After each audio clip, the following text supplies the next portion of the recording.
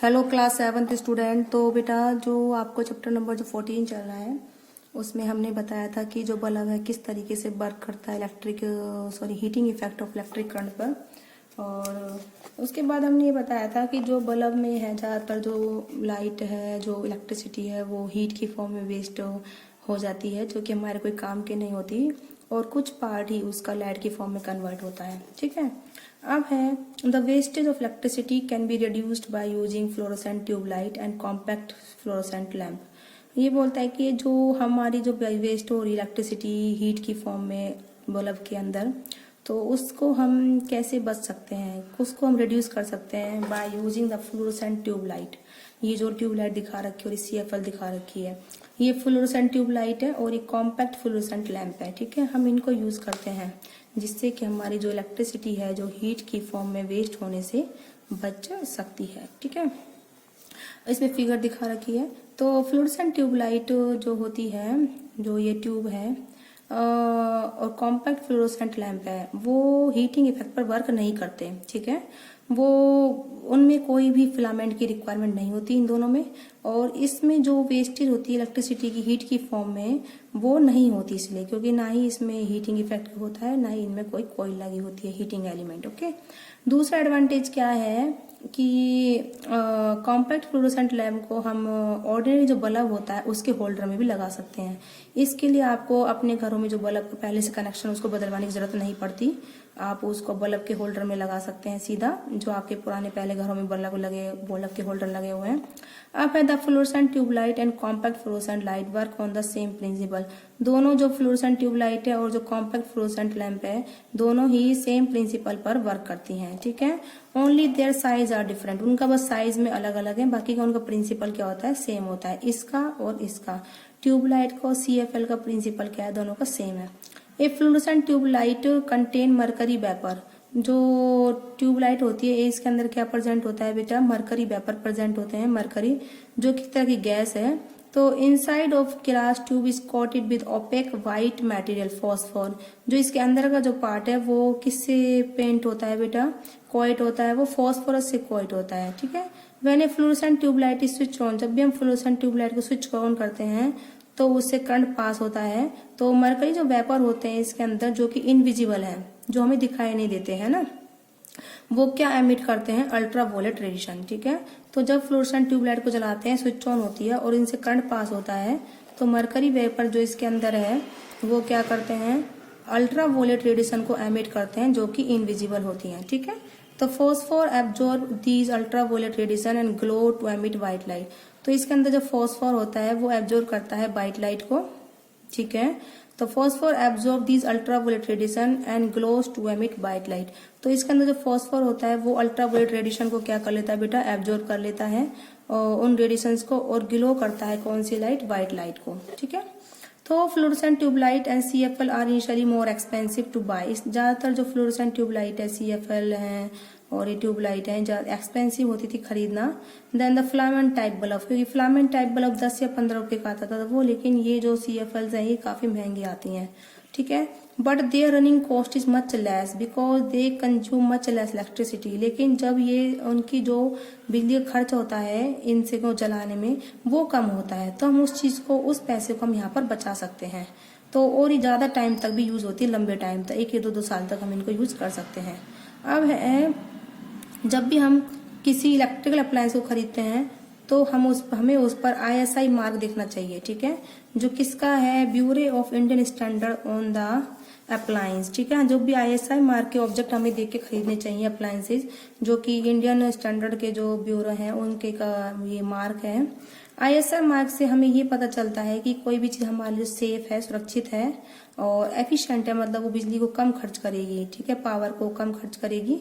और दूसरा कि so before buying electrical heat appliance, तो जब भी इलेक्ट्रिकल अप्लायंस को खरीदने से पहले बल्ब ट्यूबलाइट वगैरह है, हमें उन पर क्या देखना चाहिए बेटा, ISI का मार्क देखना चाहिए। ओके, अब इसके बाद जो आपका आता है, इसके बाद आता है आपका इलेक्ट्रिकल फ्यूज। फ्यूज क्या है, एक सेफ्टी डिवाइस है जो प्रिवेंट करता है इलेक्ट्रिकल फायर से डैमेज टू इलेक्ट्रिकल सप्लाईज।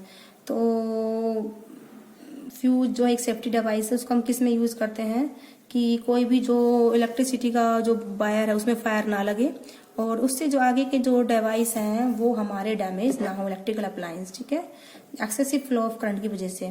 तो फ्यूज एक सेफ्टी डिवाइस है, जब भी ज्यादा करंट जाता है तो वो वायर पिघल जाती है, आगे के जो आपके अप्लायंस है वो खराब नहीं होते।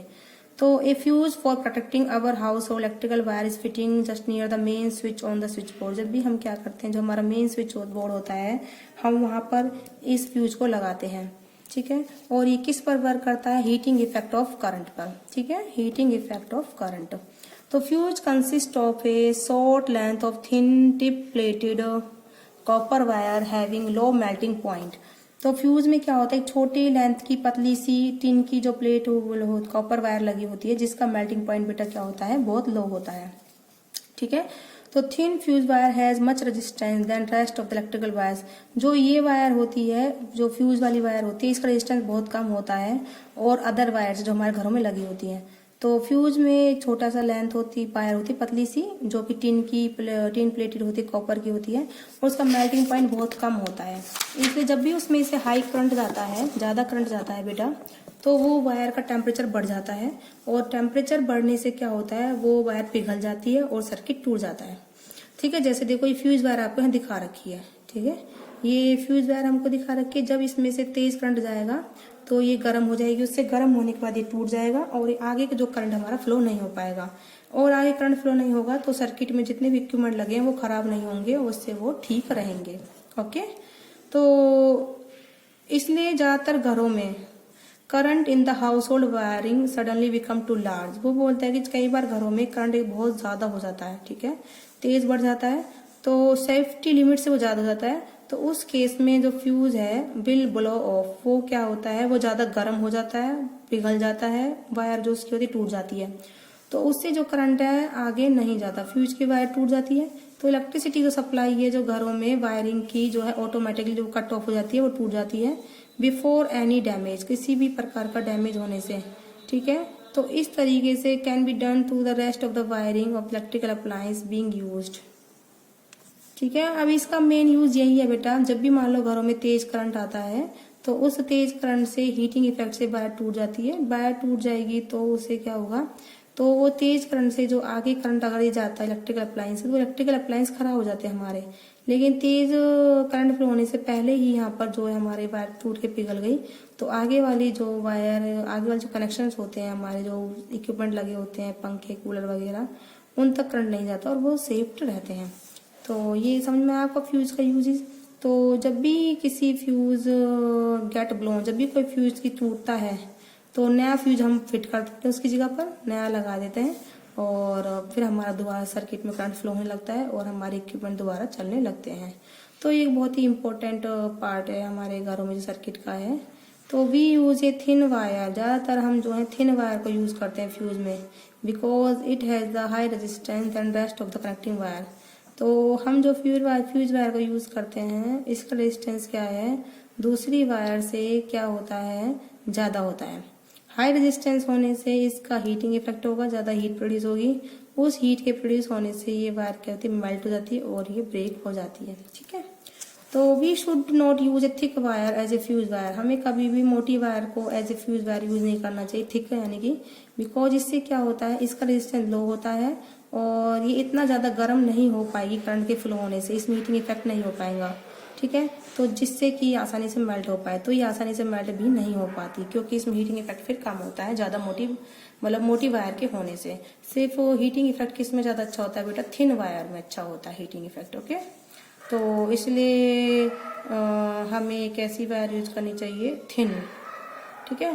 तो जो ज्यादातर वायर जो बनी होती है टिन प्लेट की बनी होती है, टिन प्लेट कॉपर वायर, इसका जो मेल्टिंग पॉइंट लो होता है तो जल्दी से ही ये पिघल कर टूट जाती है। तो ये मैंने आपको घरों में जो हम फ्यूज लगाते हैं उसके बारे में बताया बेटा आपको। आई होप आपको समझ में आया होगा। तो आज की वीडियो में बेटा इतना ही।